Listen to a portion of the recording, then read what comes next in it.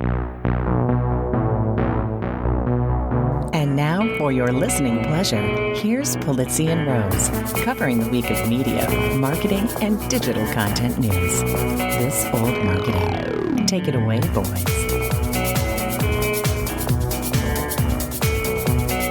Hello, my friends. This is Robert Rose, and welcome to episode number 287 of This Old Marketing, recorded on Thursday, September 2nd, 2021. And with me, as always, my good friend, my colleague, and a guy who would have never cut Cam Newton, Mr. Joe Pulizzi. Never. Ever.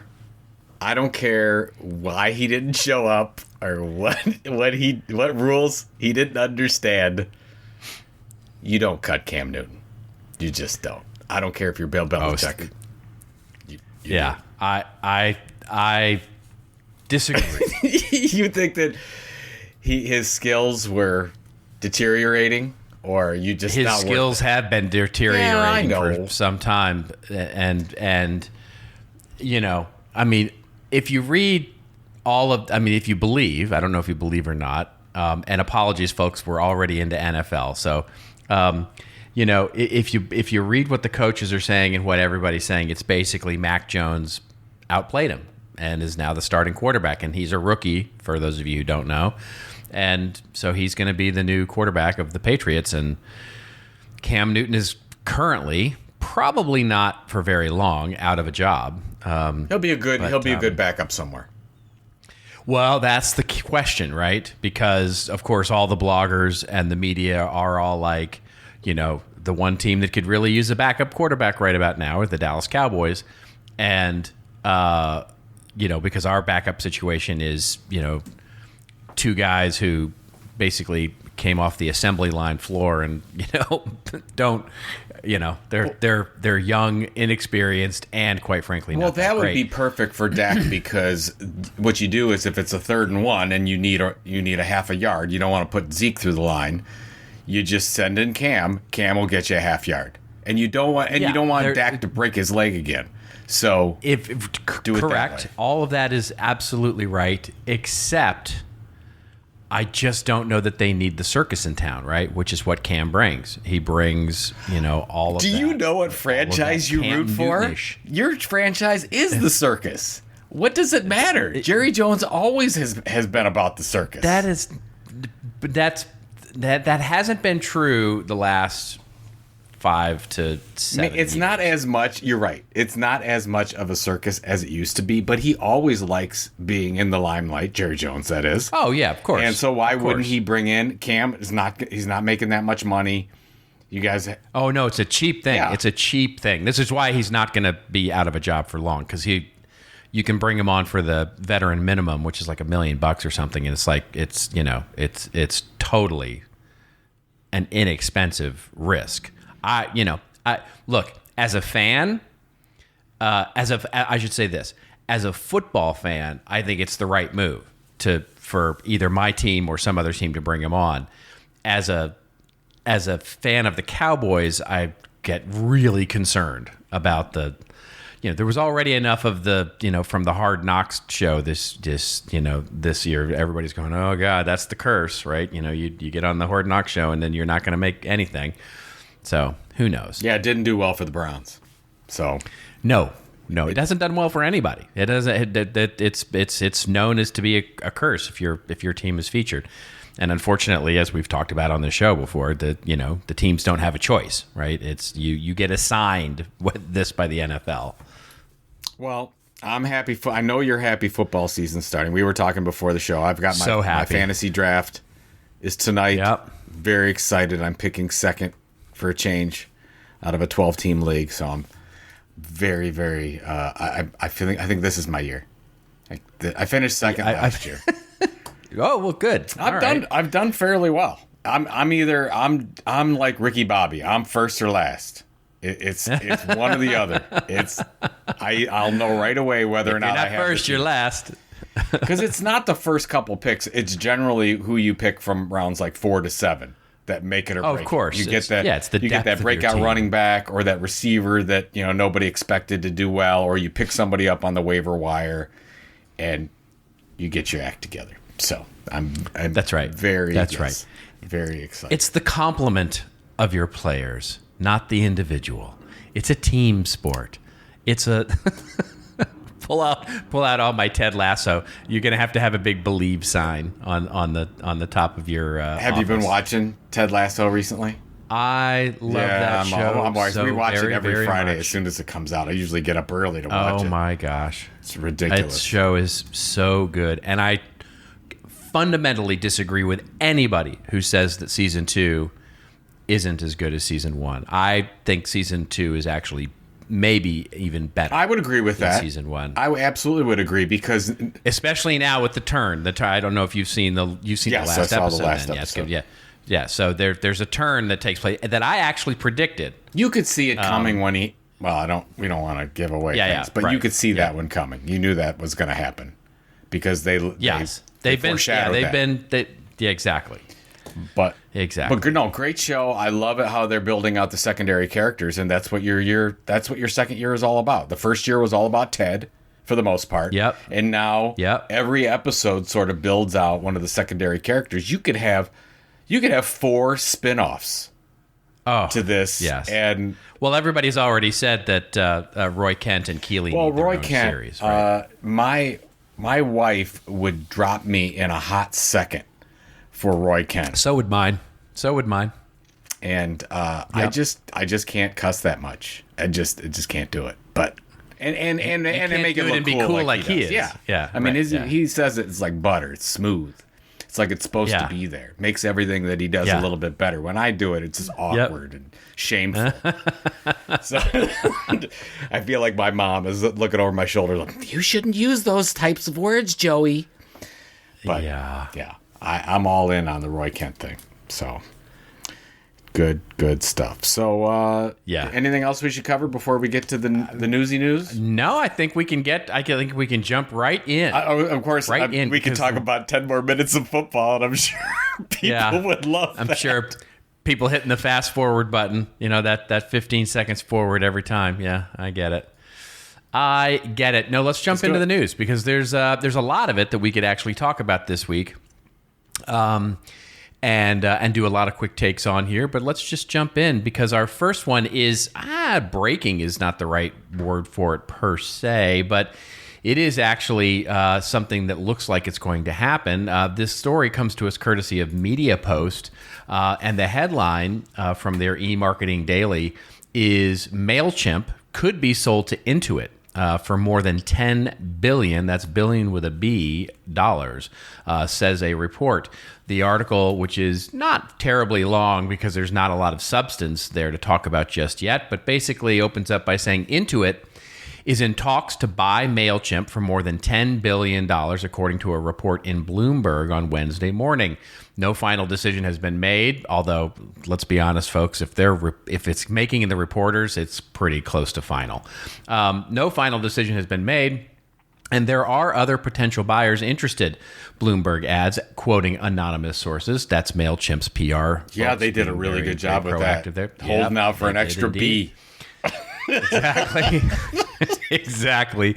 The deal would be Intuit's largest and would strengthen its SMB offerings, but it might be a good fit for the firm that offers TurboTax and QuickBooks software.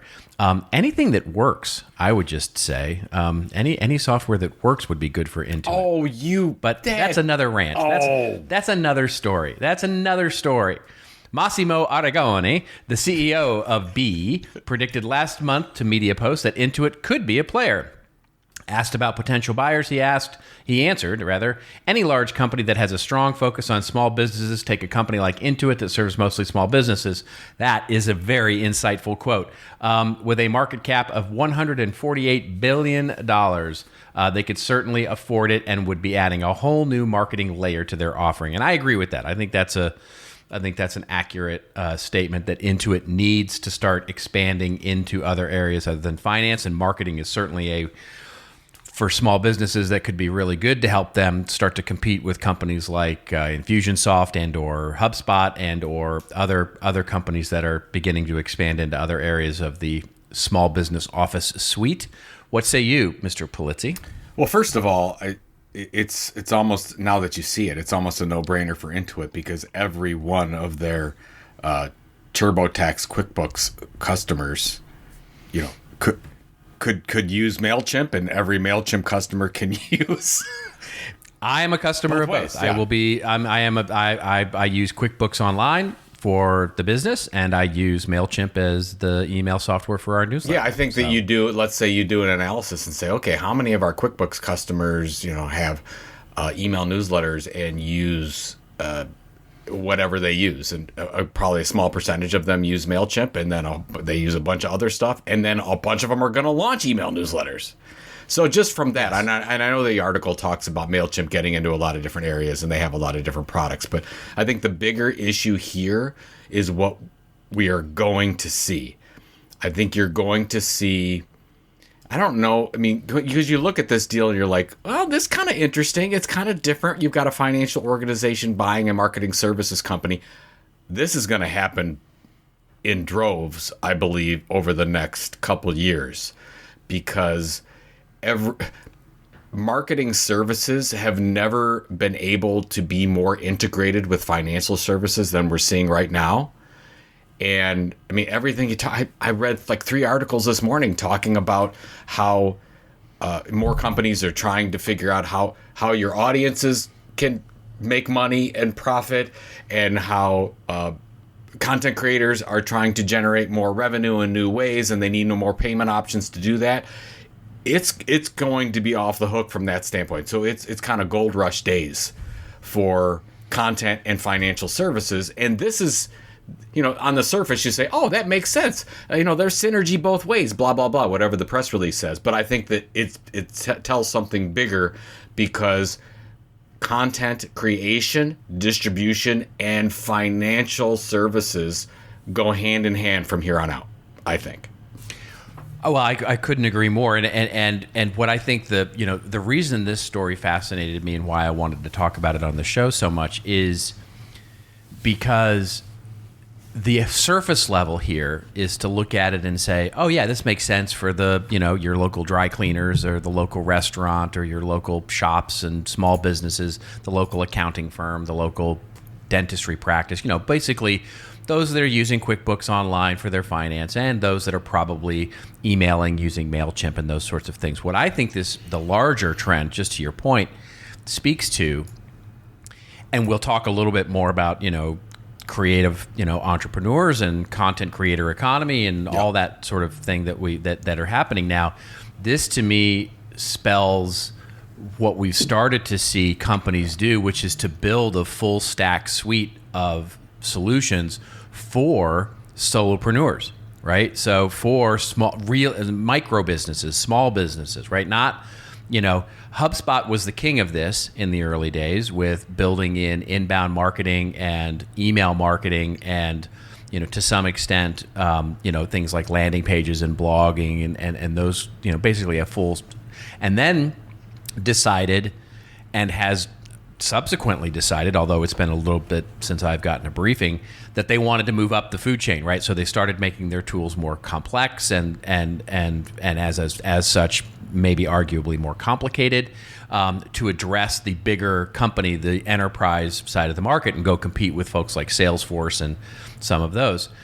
And for some small businesses, they just don't need any of that. They don't need that. They just need very simple, workable tools to build their, because if you go look at what Mailchimp has today, we think of Mailchimp as email marketing, right? But they have a lot of other things. They've got ads, they've got websites, they've got basically what is, if not a CRM system, very, very close to a CRM system, with the way that you can do segmentation and manage your audience and do those kinds of things. It would not be very hard to put those things together with QuickBooks Online and other things, and basically give solopreneurs like me, like others that are content creators, a full stack, office suite, business office suite, to give you CRM, email, web hosting, websites, e-commerce, and the ability to take credit cards and do physical payments and do the whole thing, right? And that to me is basically enabling the digital economy for solopreneurs That's a huge untapped market. We right did now. when we did the unconventionals, the content entrepreneur research from the Tilt, and looked through those. The average content creator that's starting their business is spending about $10,000 in software, in stuff. Well, if you look at Signal Fire's stats where they say there's 50 million content creators out there, and you multiply that times 10,000, that's a lot of money. And it's almost too big. It's like, oh, is that a real number? But that's, to your point, that's what these, I mean, you're not even talking about small businesses here. You're just talking about people that are trying to create businesses through content creation. They need a lot of the, they need the email. And make it easy. They need right? the email. They need the financial tools. They need the marketing automation stuff, light version. And there's a company, I don't know if you've seen it, called Stir, which is one of those going to be a unicorn type companies that they're trying to handle all the back office stuff for content creators. And so I've got I haven't gotten in there, but I got in the beta version, trying to figure out if this is a thing. But this is a huge area.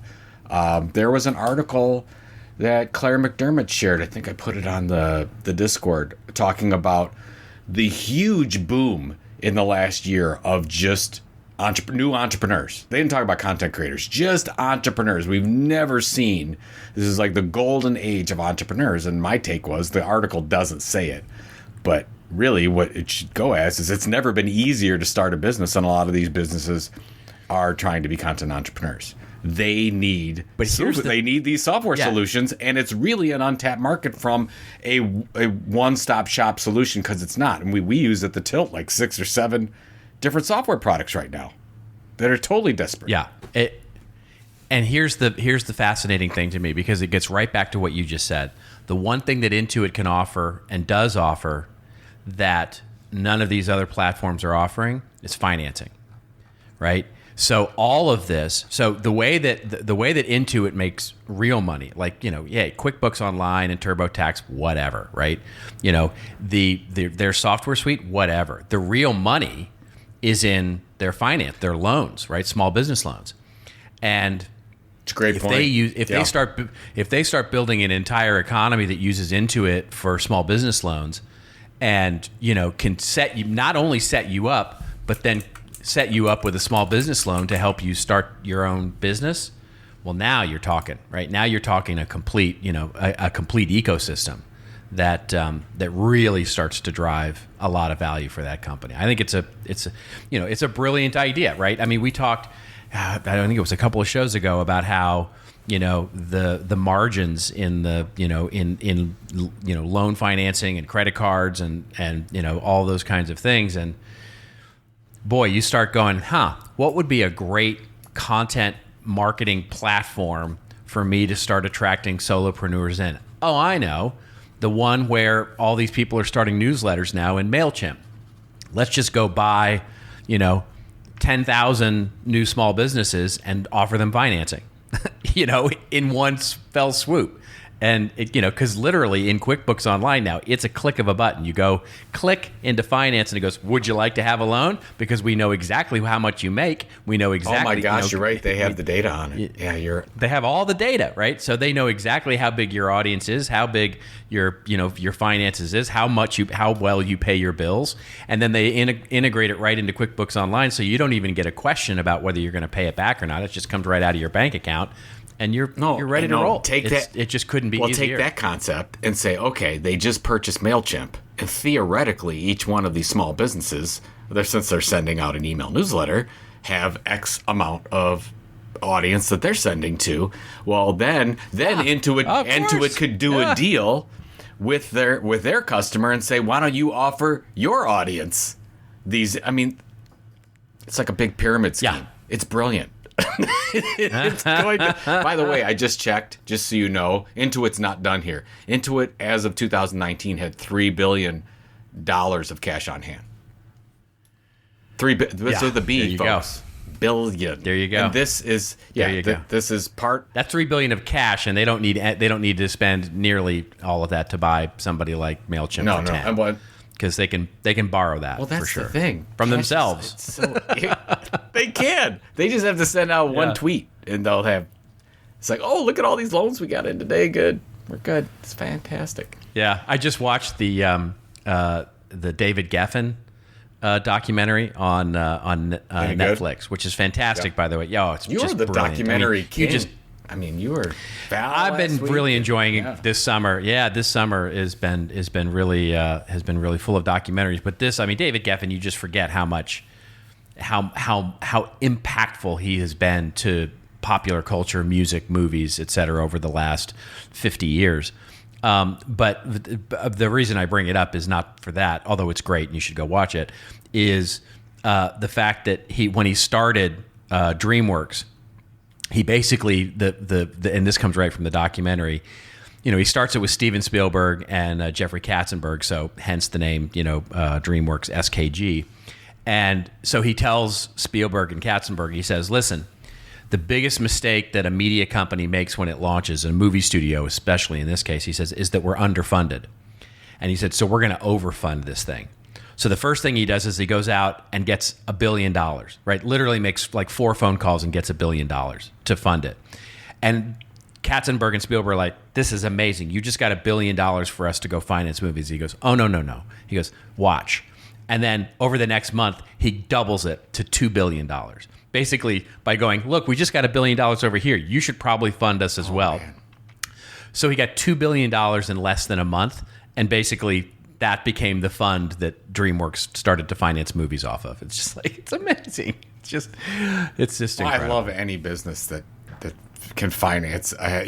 You don't have to spend your out-of-pocket dollars. You can just go to your partners and say, with other. Now you're you're playing with other people's money at that point. Yeah, and with people, I know it's not the case for a lot of people, but you and I have talked over and over again the amount of money that's just. I've never seen anything like this with the amount of money just being thrown around.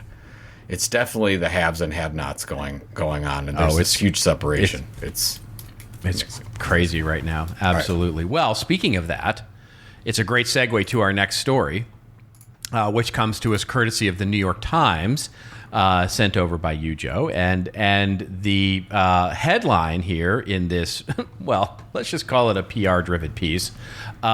She's the investor guru for online creators. Li Jin, 31, began backing creators years ago and has raised her own fund to invest in influencer-related startups. I know you know this woman very well, Joe, because you've been following her doings over the last couple of years. And the article starts with Cody Ko, a YouTube star with 5.7 million subscribers, found himself in a pickle. 2 different startups wanted to give him stock, and he was concerned that they were potentially competitive deals. So Mr. Ko called someone he trusted for advice, Li Jin.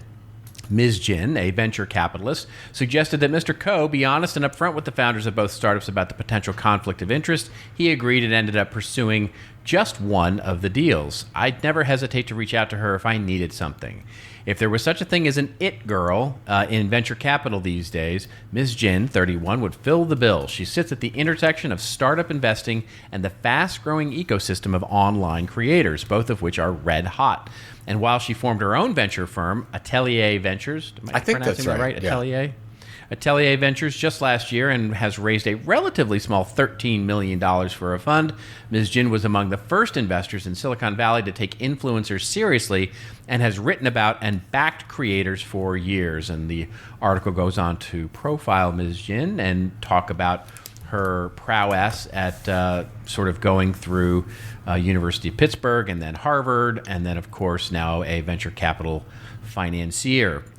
So what do you think about this? What's your take on this article and what they're talking about? It's so interesting as I haven't moved away from content marketing, but I've definitely moved into this whole creator economy thing, which I'm not a huge fan of that phrase that we've talked about it on this show before, but as I started doing research into this area, which is all about not businesses creating content, but individual content creators building their own businesses, what we call content entrepreneurs, I started doing this research. This is the beginning of 2020, and Li Jin's name is everywhere.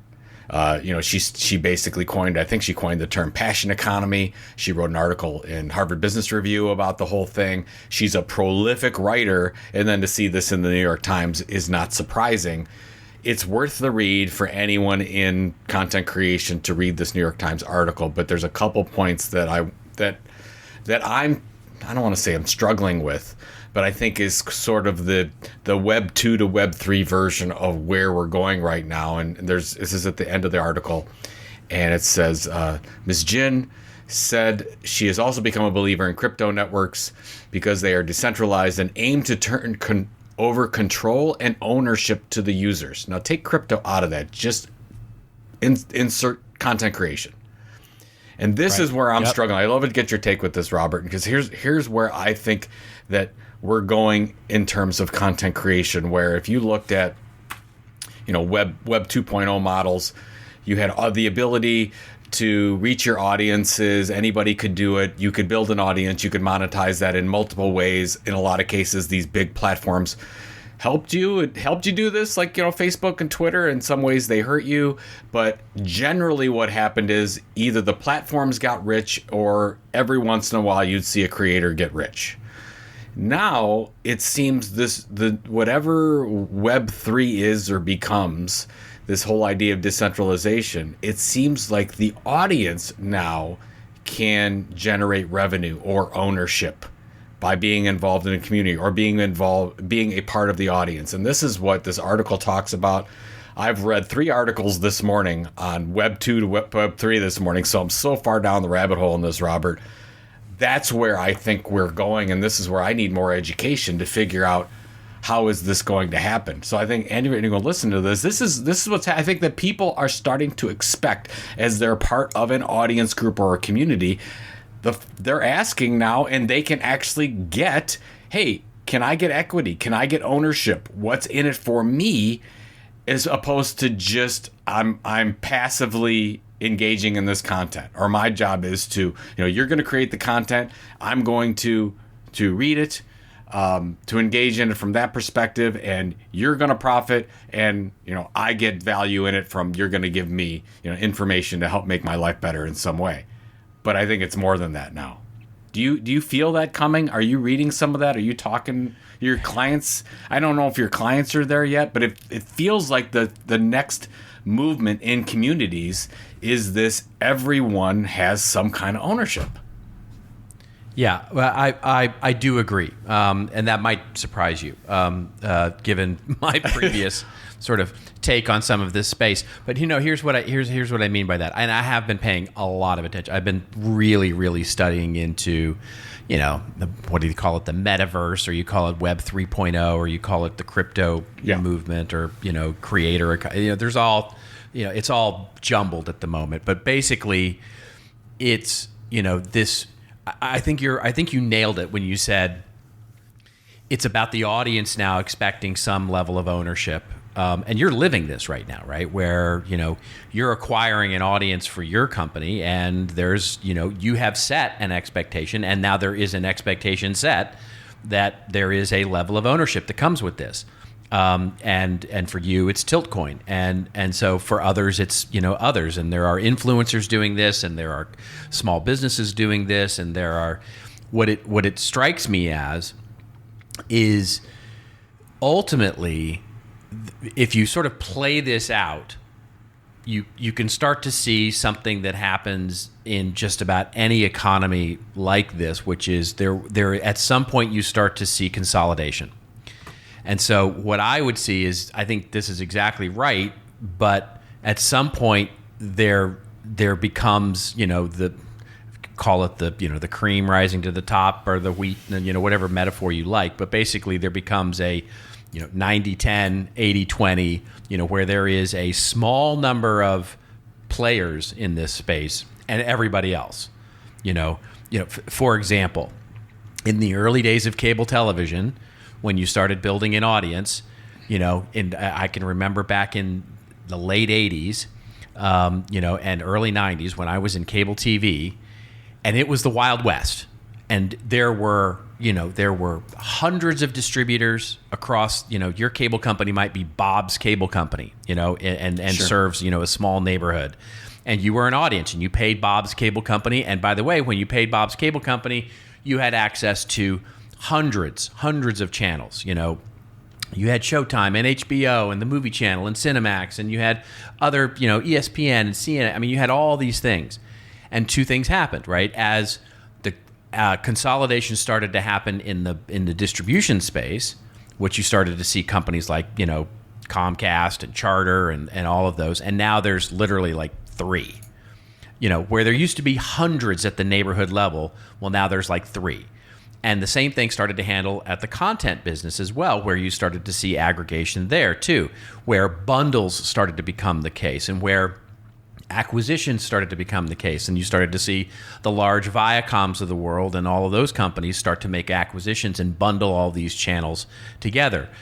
So cable stopped being cable anymore, right? It started becoming these small little walled gardens of you can only get your service from X company and you can only get loyalty, to content through these small companies. And even those companies now are starting to become one and the same, the Verizons of the world and the AT&Ts of the world, et cetera.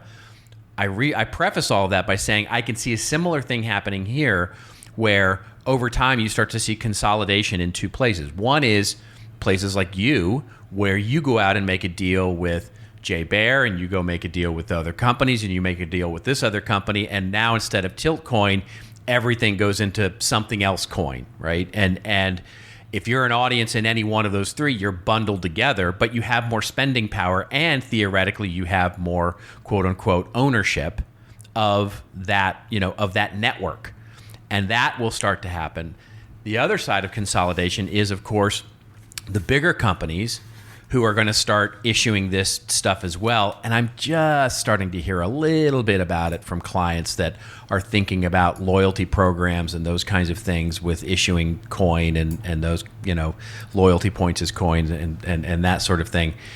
That's not ownership. That's just, creating a loyalty economy like they've, so instead of calling it American Airlines points, you now call it American That's right. coin. Yeah, I agree with that. There's no difference there. And so there you've got 2 separate things there, right? One is actually giving you control and theoretical ownership, which I think does change the economy somewhat. Because now, you've got 2 kinds of ownership, right? You've got one where the community owns the company, but there's not shares involved. There's not, you're making decisions based on a financial economy, an economic system called whatever coin. Rally is starting to do this now, right? The Rally platform is starting to build this entire sort of conglomerated community where Rally coin holders will have some influence on what Tiltcoin does at some point. And I just think it's an interesting experiment. It's going to be very, very interesting to watch and see how it happens. The one thing I do know is that people will make a lot of money on this. There will be money to be made. Well, that's for sure. I think that this idea of the DAO, or the decentralized autonomous organization, and this is where I'm like listening to a lot of podcasts. There's a podcast called Prosper out there that I've been listening to, and a few other ones, where if you're going to start a decentralized organization, it generally begins as a dictatorship and slowly blends over time. You don't generally start and say, "Oh, it's Wild Wild West. How are we going to do governance? How are we going to figure this whole thing?" It generally started by 1, 2, or a small group of people, and then over time, let's say they're using tokens to spread out the equity that happens it will happen over a many-year process. But there's going to be, that's where I think that your idea of consolidation is right. I think that things will be like the Green Bay Packers. There's going to be a lot of cooperatives that are out there where you'll say, "Oh, there's 14 of us creators. We focus on the same group of audience. What if we all came together as one, and what kind of buying power in essence, or influence could we have in bringing all this together?" I think that's absolutely happening right now.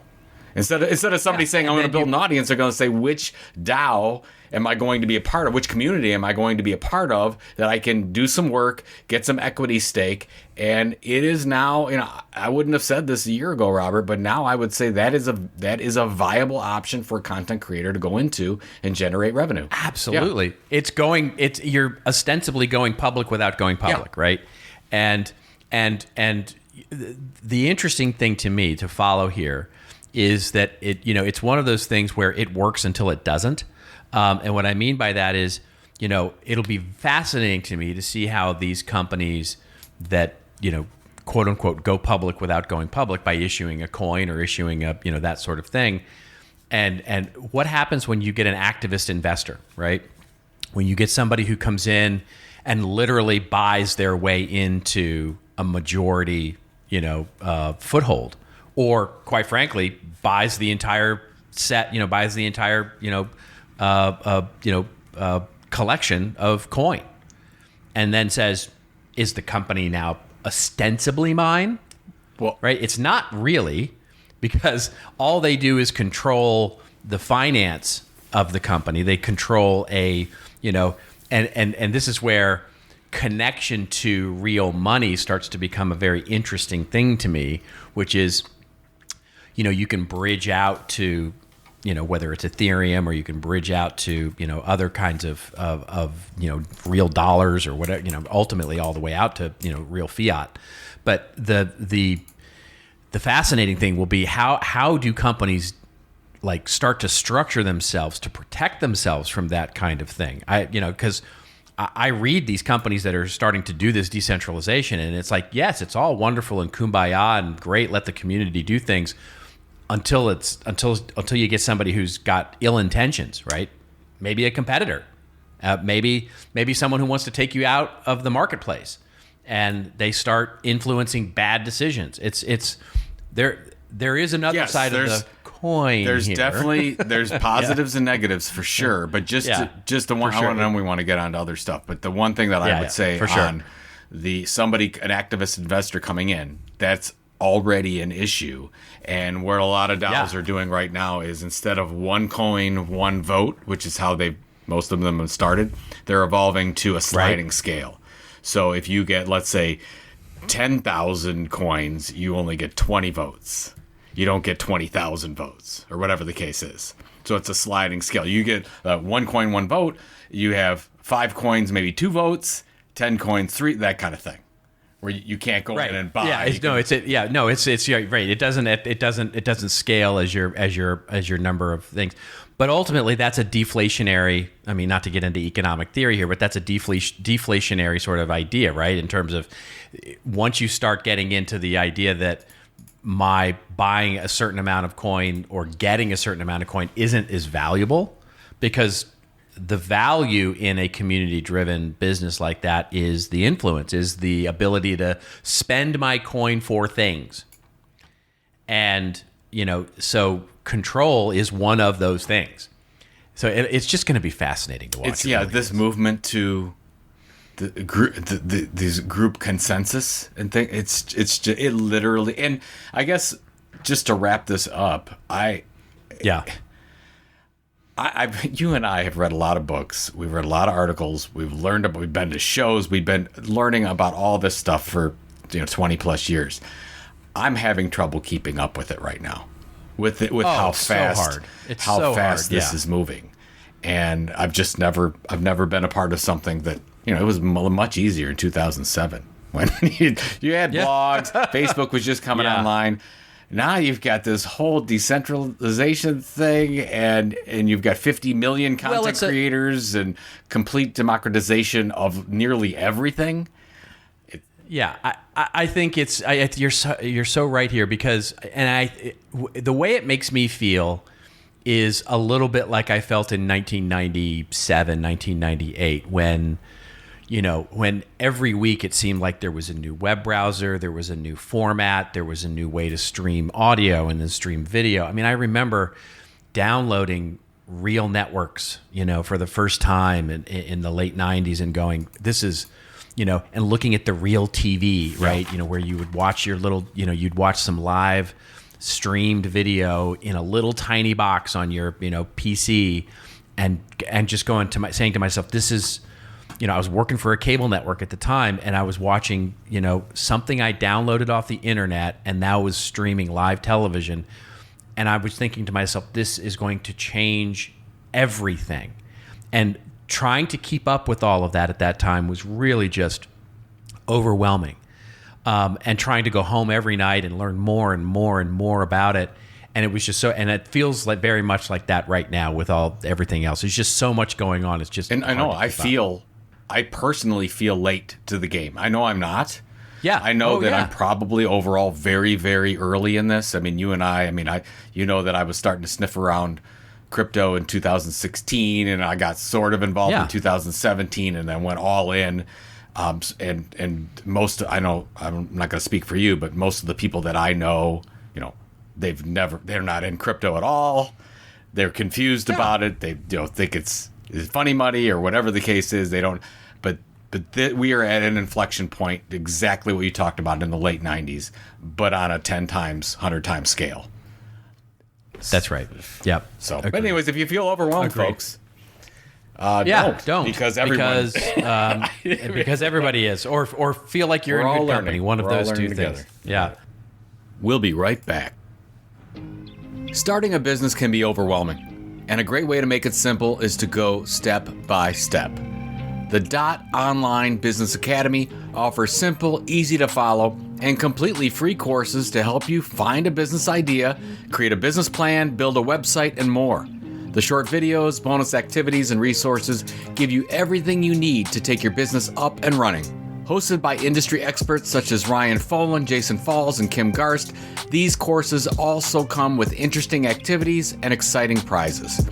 For more information, visit academy.get.online. That's academy.get.online. And now, back to the show.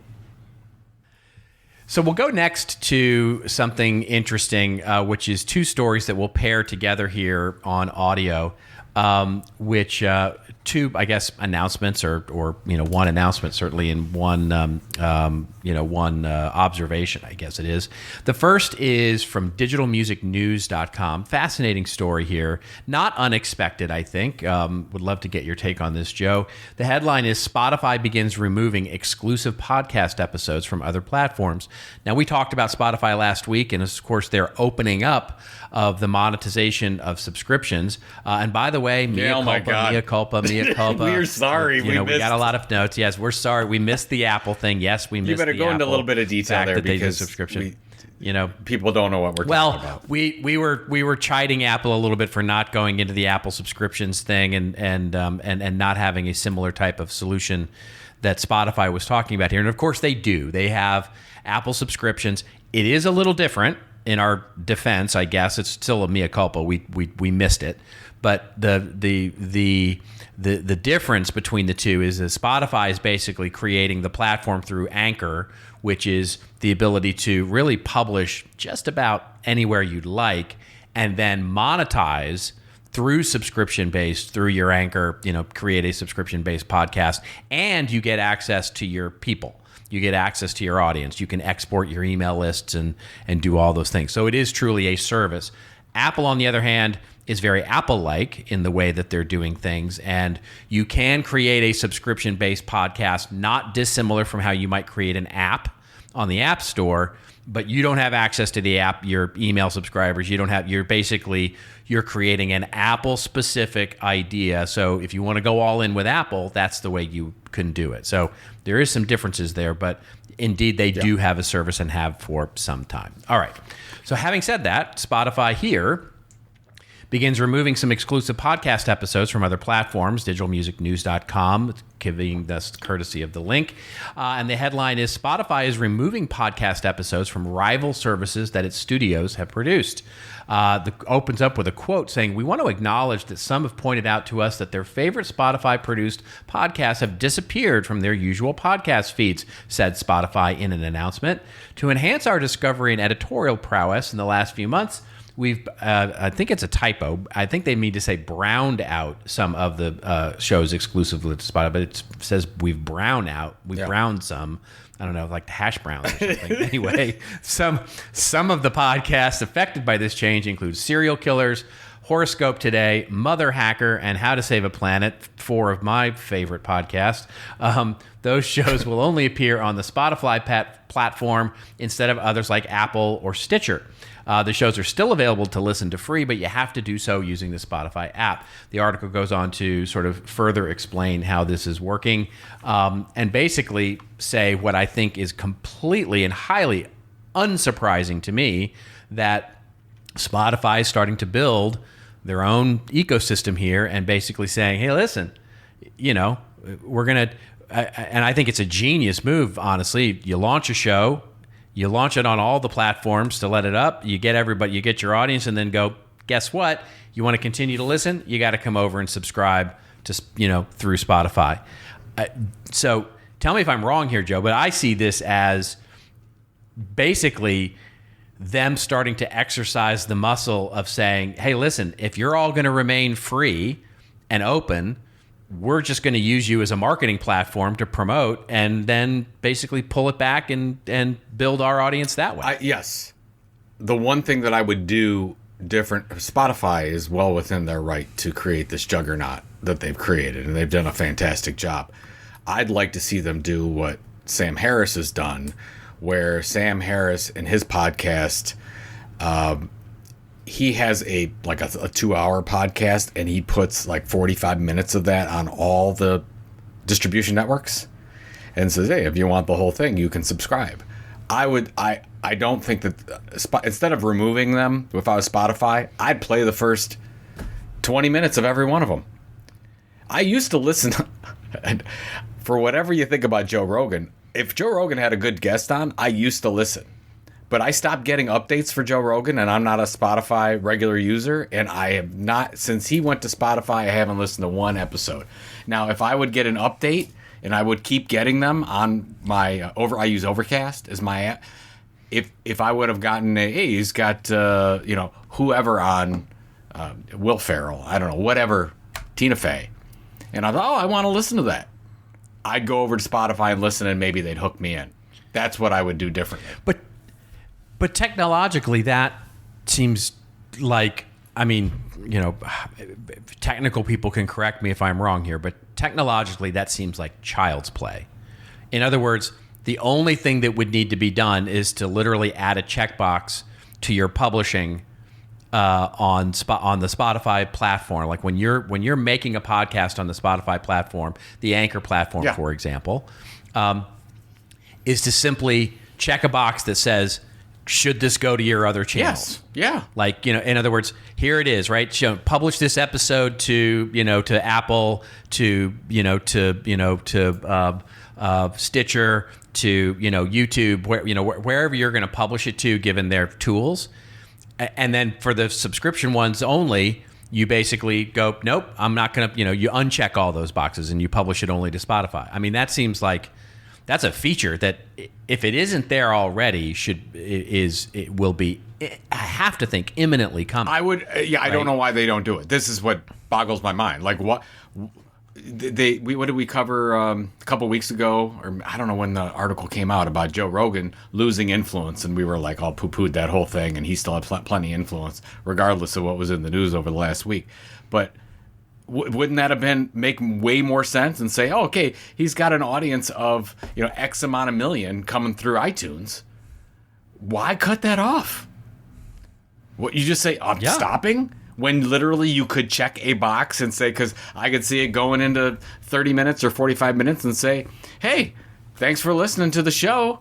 If you'd like to hear the rest of it, go over to Spotify. And what you do the next time is probably just open up Spotify. So, yeah, of course. I don't get it. Yeah, I mean, I think this particular move, by removing these into their own little walled garden, I think is a statement, right? I think that's Spotify making a statement saying, listen, we're all about the exclusive content now, right? And so, they're basically they're trying to flex a little bit and say, you know what, we're going subscription only for these, for these particular ones. They're still free, but you got to come over to Spotify. And to me, what that is a signal to other podcasts out there, us, others that would be out there that are, sort of in that, you and I talked, I can't remember, maybe last year when we talked to sort of the strata of podcast, right? You sort of have your Joe Rogans, which is a very thin layer, not to put too fine a point on it. It's just like my analogy of the cable networks earlier. You've got sort of the strata of the Joe Rogans of the world, Serial and, and those that are sort of like, podcast, with a capital P. And then there's sort of another thin layer underneath that, which are really popular, but pretty niche. And then you've got this wide band of like semi-successful. Okay, they're a little successful. We're probably in the middle range of that.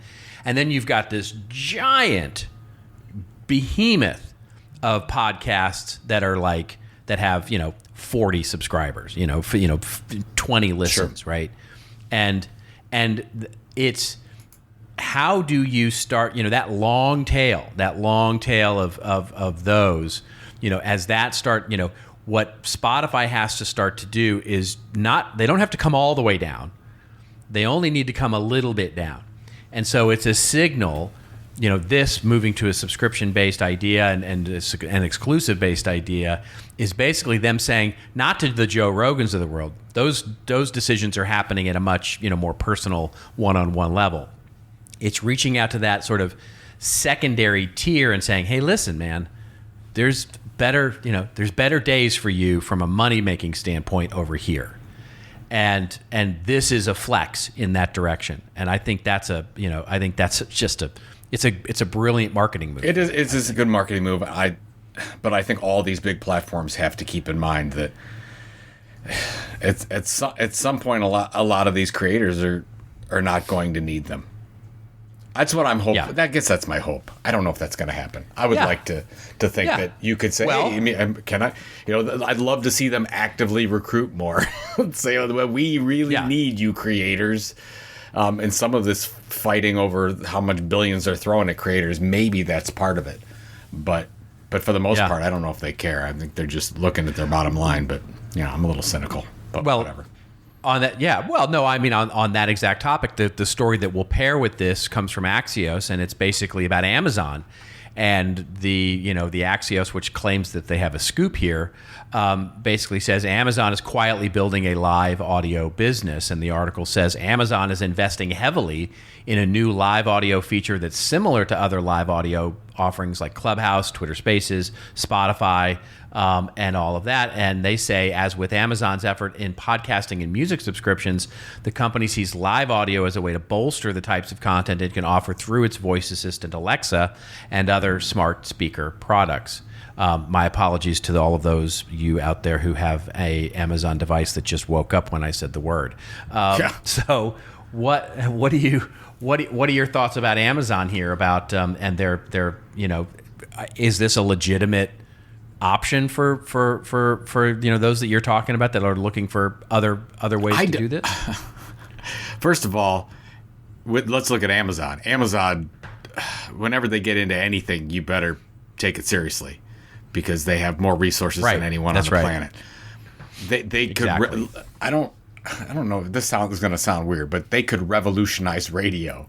I could see you getting into your car. You've got the Alexa device. You don't need to go to a station, or you don't have to go to Sirius. You don't have to go to whatever. You just say whatever you want, and they're going to pump whatever you want through your request, or they're going to know you perfectly and going to play exactly what you want because they're tapped into your brain. I mean, this stuff is happening very quickly. I don't know what's in it for the creator with this because Amazon does not have a good track record for the end user. I mean, outside of, let's say, employee practices and whatnot. So I don't know. I mean, I don't know if you have a take on where it's going. All I would say is if I'm Spotify and Apple, who's your biggest threat? It's Amazon. There's no doubt about it. It's Amazon because they've got the hardware too, and they've got the distribution to the customer. And they've got the Yes. data. I think that's I mean, Yep. They have it all, right? They have it all. And I think the key in that is that they have the device, right? Which is, if you can be in your kitchen making dinner and then just say to your Amazon device to, open up whatever they're going to call it, like, literally open up Clubhouse and hear what's available based on your preferences and go, oh yeah, go into this room. And while you're making dinner, you're having a conversation with friends, or you're learning about some, crypto thing, or, you're in a Clubhouse room and sort of listening. I mean, they don't even really, the technology of that can be put into any smart speaker or any sort of device, your laptop, your phone, whatever it is, all of that. It's that powered by voice and saying, hey, listen, I'm in my car, right? And I have Amazon technology built into my car radio. Now, all of a sudden, I just say, hey, listen, I'm in a traffic jam. I'm going to go participate in this live, Clubhouse kind of thing. well, I think people underestimate. Everyone went to video, right? For the last 10 years, everybody said video, Yeah. video, and slowly audio. And why we've talked about it forever. It is the only medium where you can multitask. You can run, you can Yeah, go to that's work, right. you can do That's whatever, and you've got this audio experience that you can have, and that's the power, and that's why it's going to continue to grow. And I think Amazon has not underestimated that, because they've laid the groundwork for the last few years with the device. So there you go. Yeah, exactly right. All right, ladies and gentlemen, it is now time for our rants and raves section of the show. And this, of course, is where Joe and I go off on a little bit of a rant or a little bit of a rave that makes us feel like Cam Newton, or makes us feel like maybe Bill Belichick at the moment. Who wants to feel? Nobody comfortable wants with my nobody quarterback wants to feel situation. like Bill Belichick. He doesn't feel anything that we know about. I think he's a I think happy he is, guy. too. I Yeah, think I he's think- just, I mean, how can you not be happy given the success? Yeah, former that guy? Cleveland Browns coach. Who knew? Yeah. Yep. There you go. Yep. Just Yeah. a genius. Just an absolute genius. Shall I go first? You want to go first? What do you want to do here? I have a very Yeah, do your quick update, and then I'll do my quick update, and we'll get the heck out of All town. right. Well, I have a quick update, and I have a rant. I guess it is another sort of. It's a ranty rant, another ranty rant, and it doesn't have anything to do with the news. But just very quickly, I wanted to just point everybody to. You actually sent this over to me, and it was really great, from the Marketing Brew, which is the Morning Brew brand, or sub-brand, I should say. And basically, the article that we'll link to in the show notes is basically, if you listened to last week's show, folks, you heard about me ranting around how the CMO job is, yes, it's lower tenure, but maybe that's a good thing. And I just wanted to point this article out because it just sort of was a nice sort of follow-up to what I just talked about. Neither supporting nor contrasting, but just sort of a nice other data point to get to know this. The article says CMOs were moving and shaking last week. You've got Kate Roush, who's leaving Facebook to go become Coinbase's CMO. You've got the women's co-working space, The Wing, has hired Jen Cho as its leading marketer.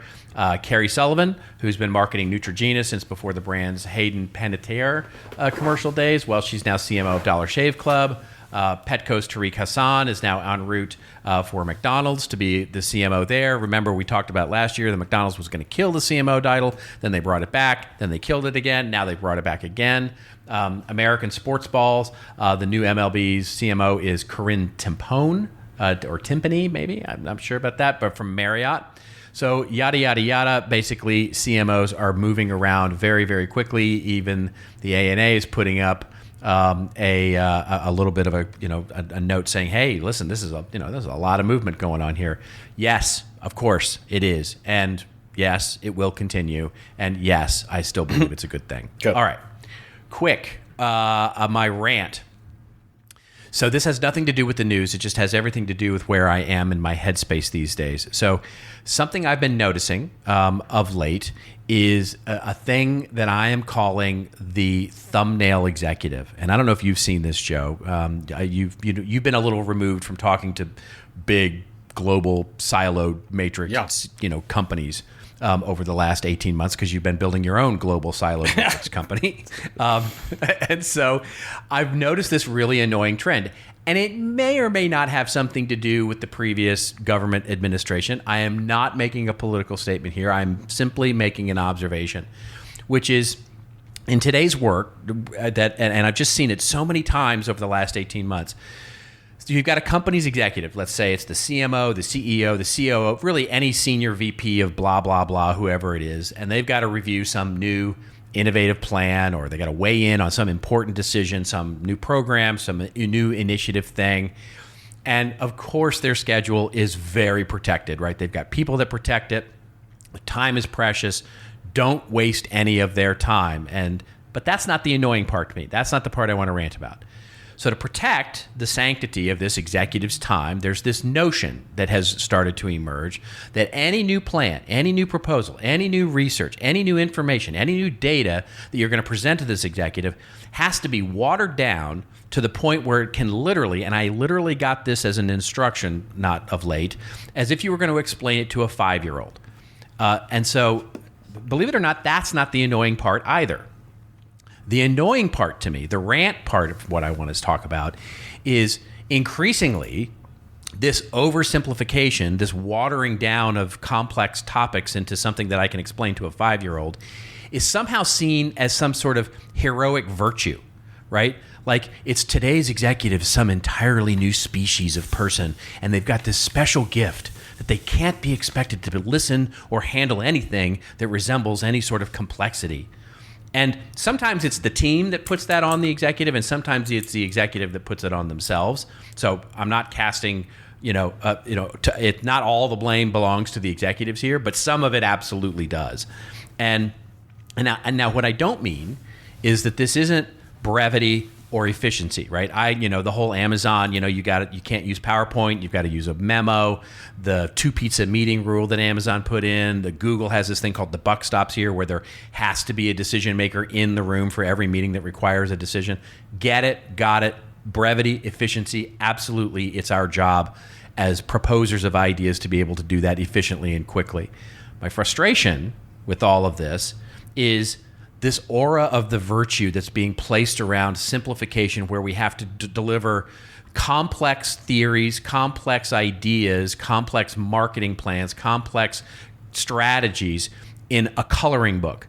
Because for some reason, the executive's time is so precious that they can't really be bothered with anything more complex. I literally had someone, a complaint of a VP of marketing who struggling to get their content strategy submitted to the CMO for approval.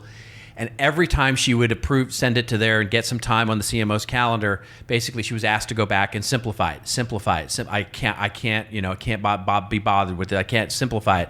She finally got it down to literally one slide with 3 bullets on it that says, 1, content team needs reallocation of resources. 2, content technology needs a new sponsor because it's not going well. 3, better measurement is coming.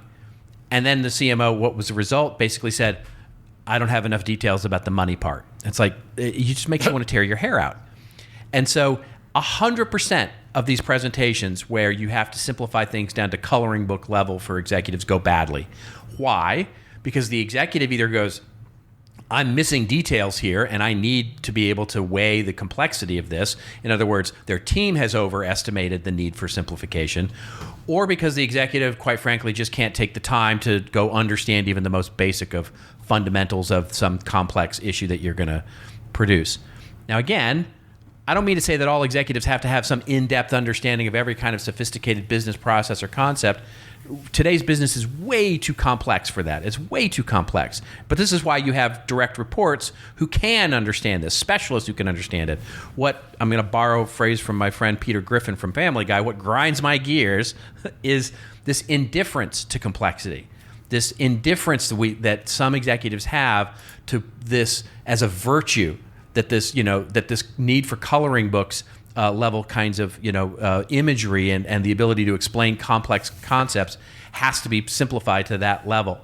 And I believe that it's incumbent not just on us as managers, not just us as proposers of ideas, to explain things in as simple and easy to understand and efficient way as possible, But I believe it's incumbent on leaders and executives in organizations to want to understand those concepts, even if it requires more than some thumbnail sketch of what the concept is. In post-production, I'll have to put music behind that.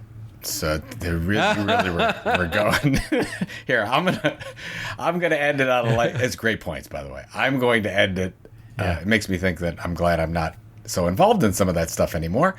But just a wonderful rave.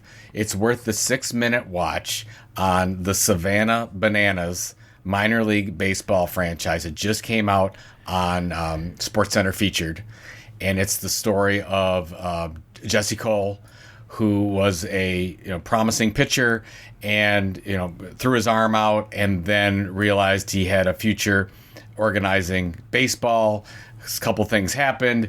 He became the owner of the Savannah Bananas in Savannah, Georgia, and they do everything different. And they went from not getting any fans, like 100 per, to selling out their 4,000 person stadium every time they have a game. They just do everything different. And the 6 minutes is worth it because he talks about how you have to think differently than everyone else. Kind of like what we talk about with the content tilt and looking at your content differentiation. So I'm going to put it in the show notes, but it's on the Savannah Bananas. It's Jesse Cole, and I highly recommend it. And if you want to feel good for 6 minutes, it's a great, great story. So. Oh, fantastic. Well, then I'm going to also recommend, and we'll put this link in the show notes as well, to the Battered Bastards of Baseball. That's right. We talked about that one. Another great documentary. Yeah, which is a fantastic documentary, also about a minor league team. I won't spoil it any more than that, but just a fantastic, wonderful, heartwarming story about a minor league baseball team. So if you're into baseball, those two things will just be fantastic for you. Perfect. What do you got going on this weekend? I am... oddly, on the cusp of a long weekend, I am oddly open. I'm not having to work this weekend, so I'm actually going to try and get outside and get some sunshine, a little vitamin D, maybe go to the beach, have some food. I'm oddly going to have a relaxing weekend. I'm going to second that. You? Relaxing weekend. We have a lot of things on the itinerary, seen a lot of different family members, and I think there's a few outdoor parties, but hopefully some downtime as well, and I'm going to stop reading articles on Web3 over the weekend. That's what I'm going to do. Yeah, me too. Exactly right. Exactly right.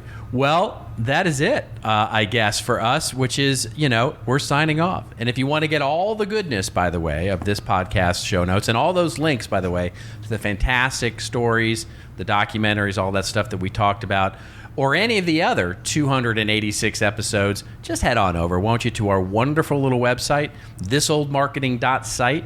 We want to thank the really good folks at Radix for powering our .site domain. ThisOldMarketing.site is powered by Radix, and if you want your own .site domain, get over to Radix and get your own .site domain, because that'll help you get the domain that you want. Until we meet again, folks, just remember, it's your story to tell. Tell it well. We'll see you next week on This Old Marketing.